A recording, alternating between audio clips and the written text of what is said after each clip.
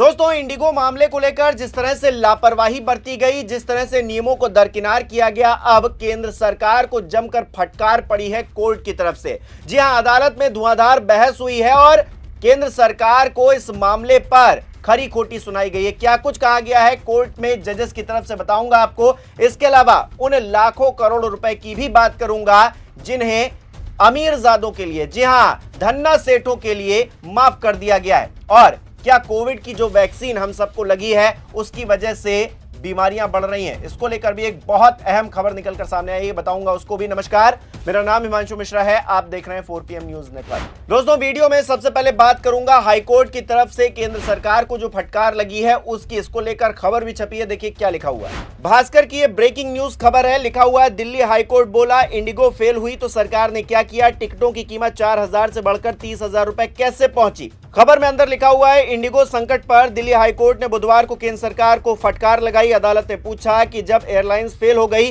तब सरकार ने क्या किया, कैसे फ्लाइट्स की टिकट की कीमतें 4 से 5,000 रुपए से बढ़कर 30,000 रुपए तक पहुंच गई। अन्य एयरलाइंस ने इसका फायदा कैसे उठाया, आपने क्या कार्रवाई की, आपने स्थिति को इस हाल तक क्यों पहुंचने दिया। सुनवाई कर रहे मुख्य न्यायाधीश देवेंद्र कुमार उपाध्याय और जस्टिस तुषार राव गेंदेला की डिवीजन बेंच जनहित याचिका यानी कि PIL की सुनवाई कर रही थी। इसमें मांग की गई थी कि इंडिगो संकट की स्वतंत्र न्यायिक जांच की जाए और जिन लोगों की फ्लाइट रद्द हुई है या एयरपोर्ट पर फंसे हुए हैं उन्हें मुआवजा दिया जाए। इस दौरान कोर्ट ने कहा कि ये सिर्फ व्यक्तिगत यात्रियों का मसला नहीं है बल्कि इससे आर्थिक नुकसान भी हुआ है। सरकार को सुनिश्चित करना होगा कि भविष्य में इस तरह की स्थिति दोबारा न पैदा हो। उधर DGCA ने इंडिगो के CEO पीटर एल्बर्स को गुरुवार दोपहर 3 बजे समन भेजकर बुलाया भी है। तो DGCA पहले पत्र लिखता, मैंने खबर आपको दिखाई थी कि आप पर कार्रवाई क्यों नहीं की जाए, 24 घंटे के अंदर जवाब दीजिए। क्या जवाब आया क्या नहीं आया कुछ पता नहीं। अब DGCA कह रहा है कि आप गुरुवार को जो है पेश होइए 3 बजे। अब वो पेश होकर क्या कहेंगे क्या नहीं कहेंगे इसको लेकर खबर बाद में आपको बताऊंगा। लेकिन जो अहम खबर है वो ये है कि सरकार की जवाबदेही तय करने की अदालत ने कोशिश की है।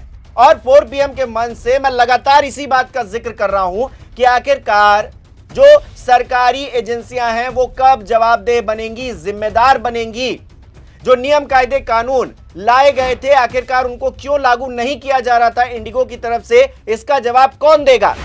और जो लापरवाही की वजह से आम आदमी को भुगतना पड़ा है, जो कथित तौर पर चप्पल वाले हवाई जहाज में मोदी जी उड़ा रहे थे वो तो उड़ नहीं पाए, लेकिन जो सूट बूट वाले लोग थे वो भी किस तरह से हवाई जहाज पर त्रस्त परेशान रोते बिलखते हुए नजर आए। एक शख्स की मौत भी हो गई लखनऊ के अंदर फ्लाइट का इंतजार करते करते। उसकी जवाबदेही आखिर किसकी बनती है, सवाल तो पूछे जाएंगे। और सवाल हर उस व्यक्ति से पूछा जाएगा जो इसके लिए जिम्मेदार है, चाहे वो मंत्री जी ही क्यों ना हो। मंत्री जी क्या कह रहे हैं जरा देखिए जरा।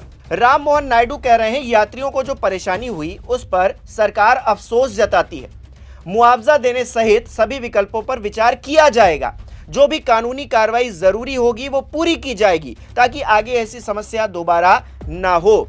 लेकिन दोस्तों, पिछले 8 दिनों में 4900 फ्लाइट्स कैंसिल हुई हैं, उनमें जिन यात्रियों को जाना था वो परेशान हुए हैं, इसका मुआवजा कैसे दीजिएगा, दे पाएंगे आप। राम मोहन नायडू जी 8 दिन से किस गहरी कुंभकर्णी नींद में आप सो रहे हैं। हर दिन सैकड़ों फ्लाइट्स कैंसिल हो रही हैं, लोग परेशान हो रहे हैं, अदालत को इंटरवीन करना पड़ रहा है। यह आपके मुंह पर तमाचा है, आप काम नहीं कर पा रहे हैं, यह इस बात का जीता जागता सबूत है। पिछले 1 हफ्ते से ज्यादा दिन हो गए हैं और आप ये बेशर्मी भरी भाषा बोल रहे हैं कि मुआवजा दिया जाएगा। जिन लोगों को परेशानी हुई है उसका मुआवजा दे पाएंगे आप, आपका मंत्रालय दे पाएगा, ये सरकार दे पाएगी, कतई नहीं दे पाएगी। सरकार क्या दे पाएगी मैं बताता हूं। सुप्रिया श्रीनेत का एक ट्वीट आया है, देखिए क्या कह रही है। न्यू इंडिया में आपका स्वागत है। यहां नॉर्मल पैसेंजर्स के लिए इंडिगो की फ्लाइट नहीं उड़ रही, लेकिन गोवा के जिस क्लब में आग लगी और 25 लोगों की दर्दनाक मौत हो गई, उस क्लब के मालिक सौरभ लूथरा और गौरव लूथरा इंडिगो की फ्लाइट से थाईलैंड निकल गए।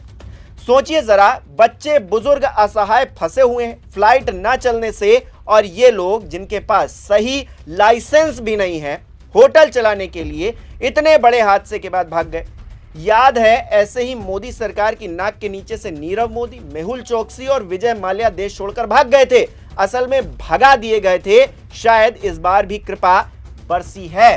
तो इंडिगो की फ्लाइट से थाईलैंड भाग गए जो आरोपी थे गोवा में इतना बड़ा हादसा हो गया, बिना लाइसेंस के वहां पर क्लब चल रहे हैं, वहां आग लगी जा रही है, लोग मारे जा रहे हैं और जिम्मेदार थाईलैंड भागे जा रहे हैं इंडिगो की फ्लाइट लेकर।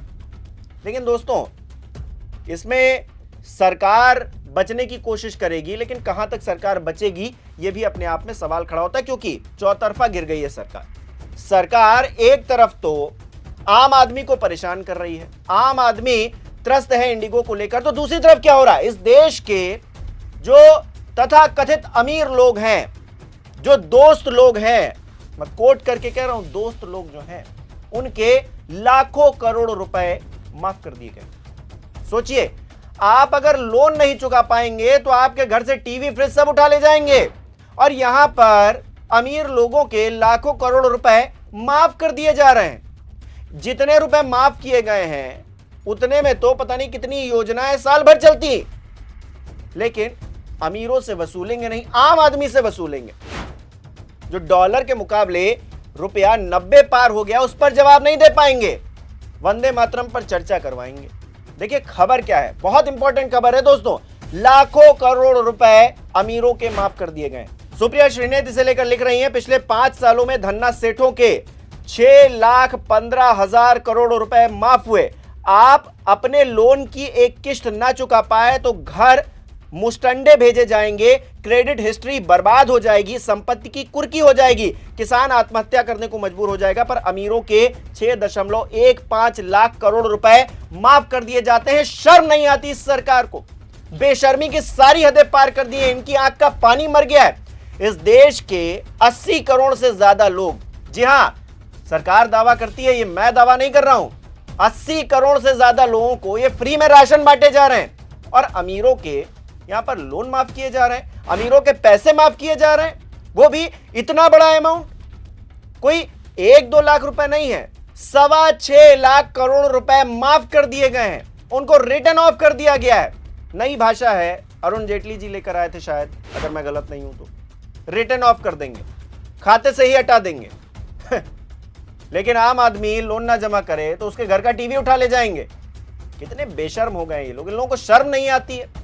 और कोविड के दौर की एक खबर दिखाता हूं दोस्तों, जिस तरह से आंकड़े निकलकर सामने आए। कोविड के दौर में जो वैक्सीनें मोदी जी ने अपनी तारीफें करते करते तमाम जो प्राइवेट वो थे प्लेयर्स, उनको पैसा कमवाते कमवाते हम लोगों को वैक्सीन लगवा दी हैं, उससे जो लोगों की जान जा रही है, उसको लेकर एक आंकड़ा सामने आया है। क्या उसका जवाब दे पाएगी ये सरकार? खबर क्या है पहले ये देखिए। रणदीप सुरजेवाला जो कि कांग्रेस के नेता हैं, वो दैनिक भास्कर की एक खबर को कोट करते हुए, 9 दिसंबर 2025 की खबर है, भोपाल संस्करण है, इस खबर को वो शेयर कर रहे हैं, जिसमें लिखा हुआ है, सरकार ने माना कोविड वैक्सीन से लकवे जैसी बीमारियों का भी खतरा, आंकड़े भी गवाह, भोपाल में 2017 के मुकाबले 2025 में 4 गुना हो गए केस।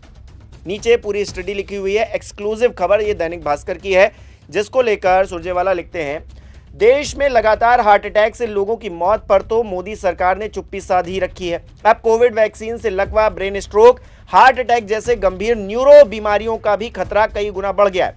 केंद्र सरकार ने खुद ही आधिकारिक रूप से मान लिया है कि कोविड वैक्सीन से पैरालिसिस जैसे खतरनाक न्यूरोलॉजिकल डिसऑर्डर और गुनियन बारी सिंड्रोम जैसी घातक बीमारियां हो सकती हैं। अकेले भोपाल में ही 2017 के मुकाबले 2025 में न्यूरोलॉजिकल बीमारियों के मामले 4 गुना बढ़ गए हैं। दवा कंपनियों और वैक्सीन बनाने वाली कंपनियों से इलेक्टोरल बॉन्ड के नाम पर मोटा चंदा लेने वाली भाजपा ने अभी तक कोविड के दौरान बिना दुष्प्रभाव जांचे ही सबके जबरन वैक्सीनेशन की जिम्मेदारी तो ली नहीं।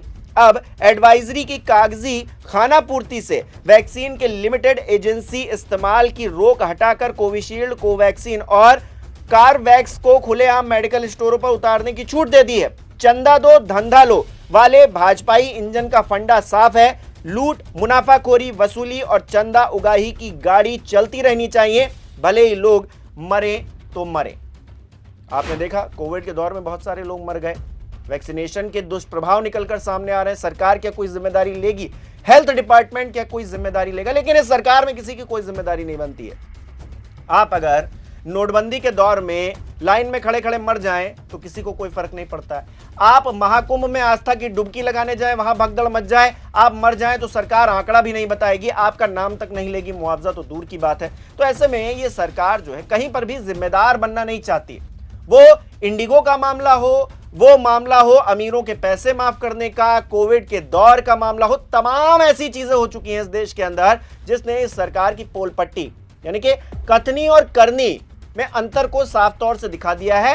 खुला खेल फर्रुखाबादी है। अब अगर जनता नहीं समझ रही है तो फिर क्या ही कहा जाए। आपकी क्या राय इन खबरों पर हमें कमेंट करके जरूर बताइएगा। इस वीडियो को लाइक करना, शेयर करना मत भूलिएगा। हमारे चैनल को सब्सक्राइब नहीं किया तो वो भी जरूर कीजिएगा।